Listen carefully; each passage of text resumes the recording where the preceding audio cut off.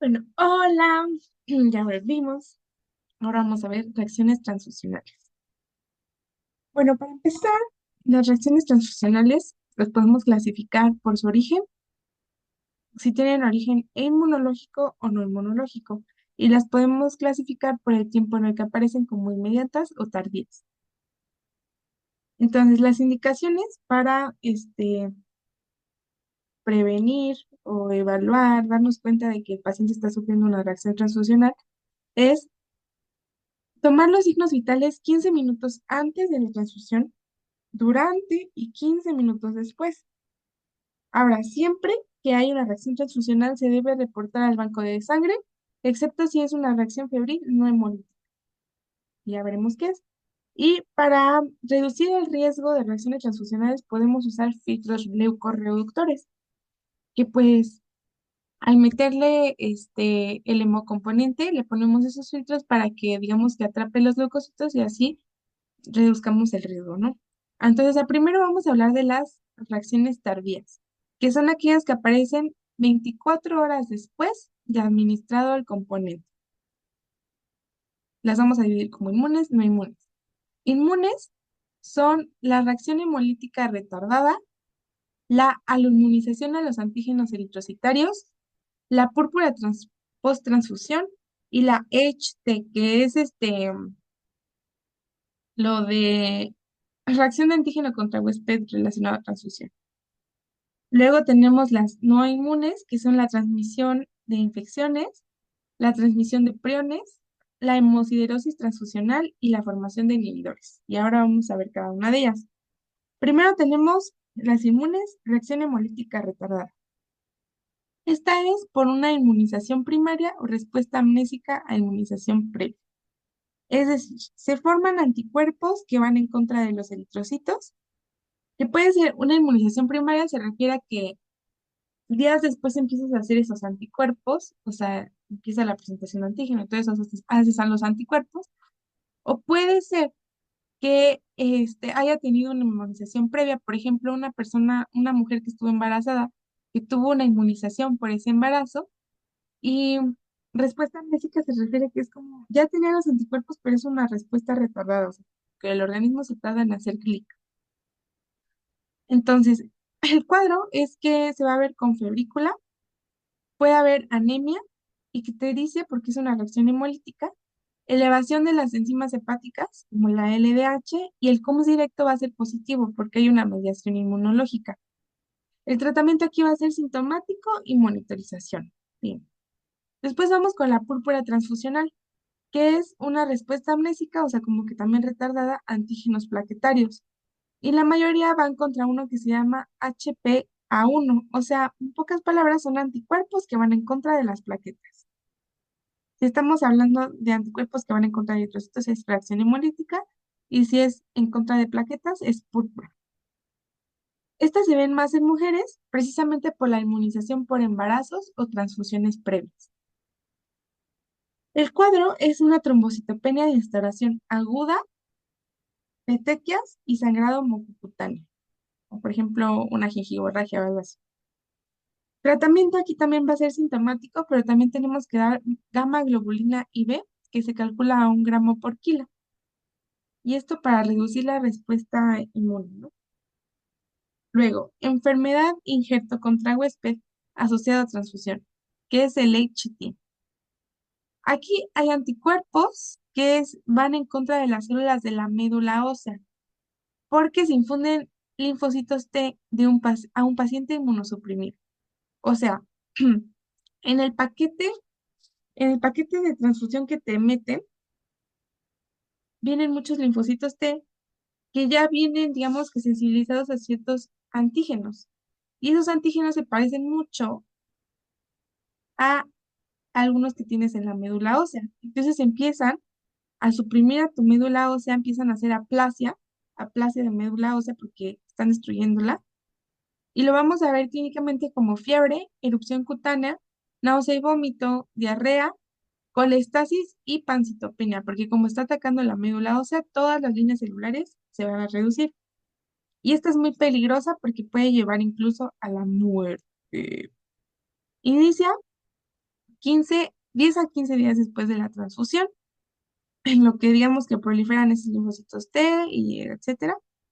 El tratamiento es sintomático y la profilaxis es dar componentes radiados. O sea, por ejemplo, para pacientes que ya hicieron una enfermedad de injerto contra huésped, pero requieren otra transfusión, lo que les tenemos que dar son componentes radiados, como los que se les daban a los bebés en la enfermedad hemolítica del recién nacido. Y luego, transmisión, ahora vamos con las no inmunológicas, transmisión de agentes infecciosos.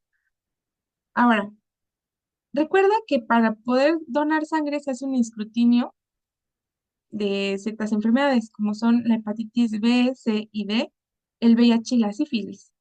A pesar de que se hace este escrutinio, el riesgo nunca va a ser igual a cero. O sea, nunca va a ser cero. El riesgo es diferente, sí. Esto tiene que ver con el periodo de ventana.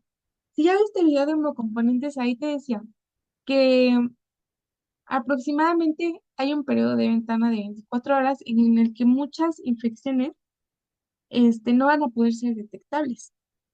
Sin embargo, ahí están. Entonces, aunque se hagan pruebas, puede existir el riesgo de que te infectes de esto por una transfusión sanguínea. Luego, transmisión de priones, que es una variante de la enfermedad de Creutzfeldt-Jakob. Es como la enfermedad de las vacas locas. Solo se han detectado 4 casos que fueron en el Reino Unido y generalmente esto termina en muerte. Y tiene que ver, o más bien, esta enfermedad fue descubierta en los bovinos y ya, eso es todo. Luego tenemos la hemosiderosis, que es una sobrecarga de hierro. Y esto se debe a transfusiones de concentrados eritrocitarios continuos. A partir de los 20 concentrados eritrocitarios que te transfundan, es cuando empieza el riesgo. ¿Y qué pacientes podrían necesitar este tipo de transfusiones continuas? Por ejemplo, los que tienen anemia hemolítica o que tienen una anemia congénita como la talasemia. El cuadro es un acúmulo de hierro en los órganos, como por ejemplo el corazón y el hígado, y otros órganos, pero estos son los más importantes.